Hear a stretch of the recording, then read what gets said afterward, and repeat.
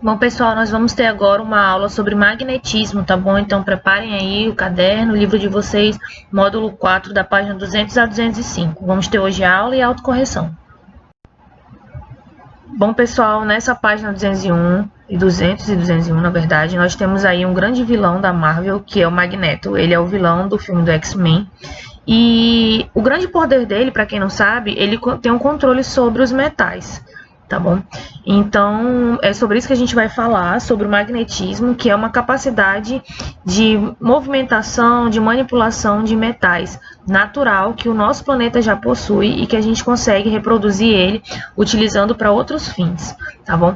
Então, você já viu um ímã? Você já viu? Você já tem em casa o ímã? Se você não tem, pergunte do papai e da mamãe o que é um ímã e peça para ele lhe mostrar, porque todas as casas tem ímãs, tá bom? Nem que seja dentro dos aparelhos eletrodomésticos, eletroeletrônicos, tem ímãs aí dentro, tá bom? De que forma os superpoderes do Magneto, que é esse que você está vendo aí, estão relacionadas com o ímã? Foi o que eu falei, com relação a ter o controle sobre os metais, né? Ele age como se fosse um ímã humano. Letra C. Cite um objeto do seu dia a dia que possui o ímã. Objeto do dia a dia. Tem o ímã de geladeira, que é o clássico ímã, né, que a gente conhece, mas também, gente, os alto-falantes. Se você tem um aparelho em casa que tem um alto-falante, uma TV, um aparelho de som, um fone de ouvido, todos esses possuem ímãs, tá bom? Para poder acontecer a propagação do som e tudo mais, eles precisam desse eletromagnetismo para que isso aconteça. Aqui nós temos alguns exemplos também de como esses ímãs eles funcionam. Tá bom? Por exemplo, a gente tem nessa imagem aí uma garota chamada Marta e seus pais indo num parque de diversões e fazendo uma brincadeira chamada pescaria. Isso daí acontece muito na nossa festa junina, não é mesmo? Antigamente você tinha que enfiar o anzol na estrutura de plástico ou de metal e dava muito mais trabalho. Hoje em dia não. Como tem um ímã na ponta do caniço, é muito mais fácil você atrair os peixes através desse ímã, tá bom? E o que o magnetismo faz, então? Ele tem uma capacidade de atrair metais, como o ferro, por exemplo. Essa propriedade está diretamente relacionada ao magnetismo, tá bom? Sempre que a gente vê um objeto de ferro e a gente coloca, por exemplo, um ímã próximo, ele tem essa capacidade. Por quê? Os elétrons que giram em torno de um ímã, eles são elétrons organizados e eles acabam tendo uma atração muito maior pelos metais. Os primeiros a observarem que a existência dos ímãs, na verdade, e a capacidade de atrair os metais, os primeiros registros são datados a mais de 2.000 anos atrás, pelos gregos, tá bom? E os primeiros registros desse mineral, eles foram feitos na região da Magnésia. Por isso que ele é chamado de magnetismo. E a estrutura... O mineral ele recebeu o nome de magnetita. Para quem não sabe, a região da Magnésia hoje em dia fica situada na atual Turquia, tá bom? E quem são esses ímãs? Na verdade, existe um ímã natural, que é aquele que adquire naturalmente as propriedades magnéticas lá da fonte do mineral da magnetita, e existem os ímãs artificiais, que são aqueles fabricados pelo ser humano. Na verdade, os ímãs artificiais é quando eles colocam propriedades de um ímã numa estrutura de metal. Então, acaba esse metal sendo imantado. Tá? Você acaba imantando um metal para poder adquirir as características magnéticas. Esses são ímãs artificiais.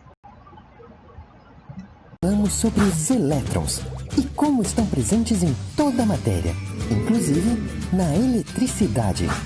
E neste episódio, iremos fazer com que estes elétrons circulem de uma forma ordenada. E a isto damos o nome de magnetismo.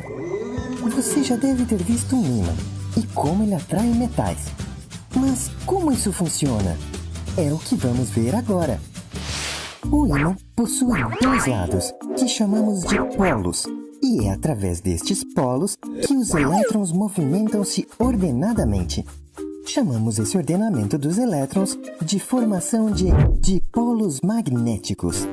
Os elétrons saem pelo polo norte do ímã e retornam pelo polo sul, fazendo movimentos circulares ao redor do ímã.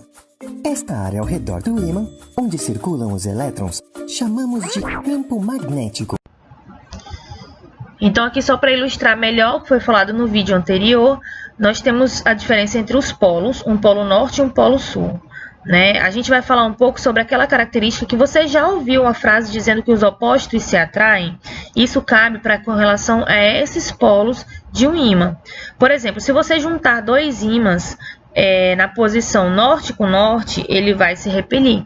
Se você tentar juntar dois ímãs na posição sul com sul, ele vai se repelir também. O que é repelir? Ele vai se empurrar. Por quê? Porque para que aconteça a atração entre esses ímãs, eles têm que estar em polos opostos, como está mostrando nas imagens do lado direito. Se você colocar um ímã na posição norte com outro ímã da posição sul, eles vão se atrair e vão se grudar. E se você colocar um ímã na posição sul com a posição norte, eles também vão conseguir se atrair. Por quê? São polos opostos. Como a gente viu no vídeo anterior, existe um campo de elétrons organizados em volta desse ímã. E esses campos que geram essa atração ou essa repulsão. Lembrando que os metais, eles têm essa atração pelo ímã naturalmente, tá bom? Aqui embaixo nós temos essa imagem do ímã quebrado. O que aconteceu? Essa barra de ímã grande, ela foi quebrada em 3 pedaços. Mas para que tem essa barra aí, professora? Basicamente é para você entender que todo ímã possui um polo norte e um polo sul. Se você tem um ímã com um polo norte e um polo sul e você quebra ele em 3, você produz 3 ímãs, cada ímã com seu polo norte e o seu próprio polo sul. Tá bom? Por isso que ele está mostrando aí 3 ímãs quebrados, e aí aparece SN, SN e SN, significa que cada um deles acaba tendo agora o seu próprio norte e o seu próprio sul. Vamos agora para o exercício da página 205. Então, pegue o livro de vocês, responda quem ainda não respondeu, que no próximo slide nós vamos responder juntos, tá bom? Então, dê um pause nesse vídeo aí se você ainda não respondeu, para você fazer certinho e depois a gente corrige juntos. Beleza? Preparados? Então, olha só. Na primeira atividade, Pedro deixou cair um ímã que tinha nas mãos. Ao bater no chão, o ímã quebrou em 2 partes. Assinale a alternativa que indica corretamente como ficaram as 2 partes resultantes da quebra do ímã. Então, basicamente, você vai colocar aí. Lembra que eu falei para vocês que sempre que o ímã se quebra, ele forma ímãs novos. Cada ímã vai possuir o seu norte e o seu sul. Então, qual é a alternativa que apresenta esse tipo de configuração? É a alternativa B, tá bom? Ele tem NS, NS, tá bom? Se você for ver todas as outras alternativas, ele repete. Por exemplo, a letra A, ele repete Sul, Sul. Na letra C, ele repete Norte, Norte, Norte, Norte. E na letra D, ele também repete Norte, Norte, tá bom? No mesmo ímã. E não pode. Cada ímã possui um polo Norte e um polo Sul. Número 2. Otávio chamou os colegas para apresentar um truque de mágica e disse a eles que moveria um carrinho de madeira e uma colher de metal sobre a mesa, sem colocá-los, sem tocá-los, na verdade, sem pôr a mão. O que ele fez? Na ilustração é possível ver que Otávio está com uma das mãos abaixo da mesa. Letra A. O que você acha que ele tem na mão? Um ímã, né? Basicamente ele tem um ímã e esse ímã conseguiu mover a colher, como a gente está conseguindo ver aí. Letra B. Otávio conseguiu mover a colher, mas não conseguiu fazer o mesmo com o carrinho. Explique por que isso aconteceu. Basicamente, Otávio conseguiu mexer a colher porque ela é de metal. E o metal tem atração pelo ímã, tá bom? Mas o carrinho, ele é de madeira. E a madeira não tem essa mesma configuração. Então, ela não consegue ser atraída pelo ímã. Por isso que o carrinho de madeira não se movimentou. Então, por hoje é só, pessoal. Até a próxima aula.